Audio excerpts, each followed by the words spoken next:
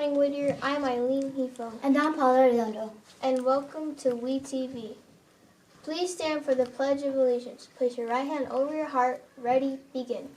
I pledge allegiance to the flag of the United States of America and to the republic for which it stands, one nation, under God, indivisible, with liberty and justice for all. Please remain standing for the Whittier Wildcat Pledge. Ready? Begin. I am a Whittier scholar. I am respectful, I am responsible, I am safe. I always do my best and I strive for excellence. Thank you. You may be seated. Hey, Eileen, happy Read Across America Week. Wasn't yesterday's pajama day awesome? It sure was. There's nothing like coming to school in your PJs. I agree. So, Eileen, last week we watched part 1 of the interview with Evan from the Net Show. Yeah, because the interview was really long, we had to cut the video in half. Check out part 2.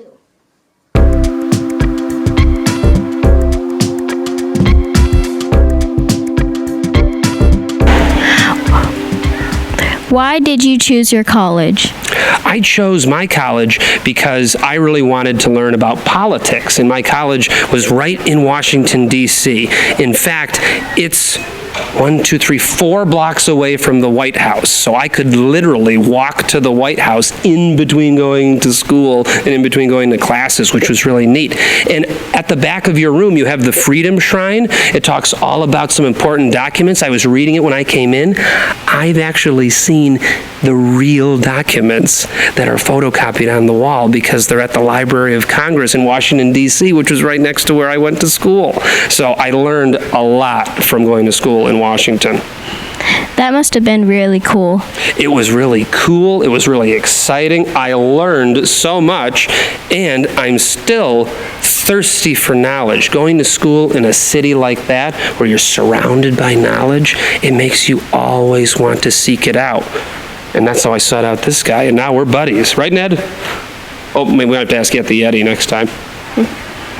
Which teacher influenced you the most?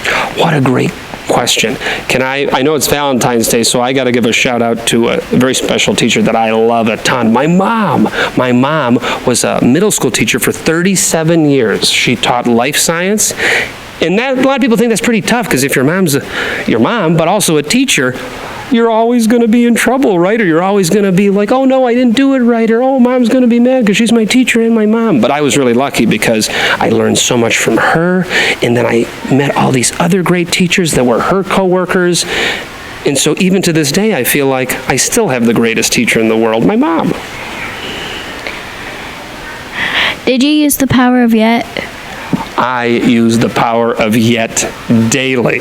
I use it every day in my yo-yo tricks because I'm brand new to yo-yoing. And so when I do a trick sometimes, I go to catch it, and it comes up, and I miss it, and it goes down. And I go, oh, I didn't catch it. I didn't catch it yet. And that's why I practice my yo-yo tricks, by using the power of yet. And I sometimes even apply that same power to my everyday life. Oh, I can't get there. I can't get there yet. Oh, how do I solve this problem? I can't solve it now. I can't solve it yet. So I use it every day. Do you have any advice for us?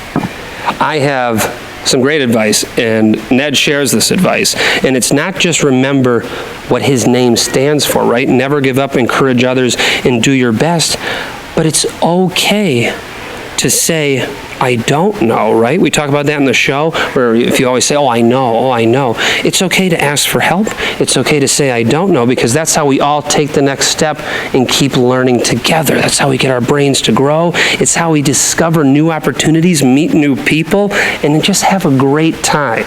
So that's what I would say, because you're going through school, you're going to have a lot of challenges, or you're just going to discover things that you've never seen before or done before, and you don't want to psych yourself out or automatically feel like you can't do it or you don't want to do it. You want to give it a try, take the next step, keep on learning, and then move forward. Thank you for taking the time with me today. You're very welcome. Thanks for talking with me. Thanks for having me here at Whittier, and I hope to see you soon. Deal? Yeah. Here, I'll shake your hand with a yo-yo. This is the yo-yo shake. Back to you in the studio. Oh, thanks, Dia and Evan. Now, Battle of the Books is next week. Those of you who are close to finishing, hurry up and get those books read. Speaking of reading, I'm really enjoying Read Across America so far this week. Last night's family reading night was fantastic. Yeah, thanks PTO for putting it on.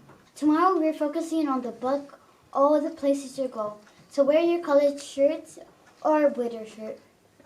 Last but not least, Friday, we're focusing on Thing 1 and Thing 2.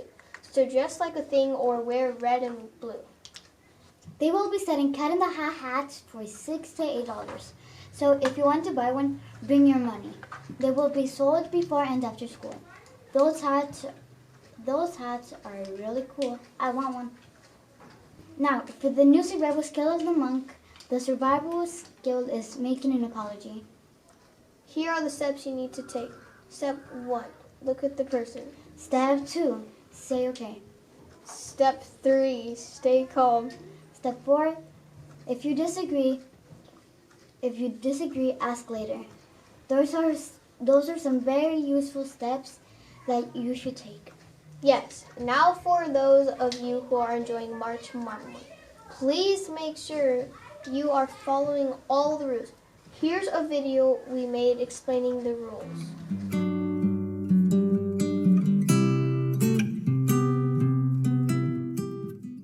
Rule number 1, games of chase can be played, but be careful not to go through other people's games. Rule number 2, bring your marbles in a bag or a sock. Do not swing your marble sack or your bag at any time. Always agree on the rules before you play. You can play for keeps, but make sure you agree on it before you start. Don't play marbles on the blacktop. It's dangerous. Make sure you stay in the marble area designated by the teachers at all times. Students that fight, complain, or cheat will not be allowed to play. And arguments must be settled by the players, not the teachers. If you didn't come prepared to play, you shouldn't be playing marbles. Don't ask your friends to borrow theirs. It's not polite. When you come into the classroom, put the marbles away. Your teacher doesn't want to hear them. They will be taken away if they become a problem. And finally, play for fun. It's just a game. Learn to win and to lose. And when it's time to quit because the bell rings, go line up for class. Marbles sure are fun. I'm ready to go play now. No, Paula, didn't you watch the video? We have to wait until recess. Oh yeah, sorry. Well, let's finish up with today's fun fact. Did you know that a crocodile cannot stick out its tongue, or that it's impossible for a pig to look up into the sky? Wow, Paula, those are some very interesting facts. Thanks for sharing. Well, that wraps up today's broadcast. Thanks for watching WETV. Have a fantastic day and enjoy What's Up Whittier coming up right now.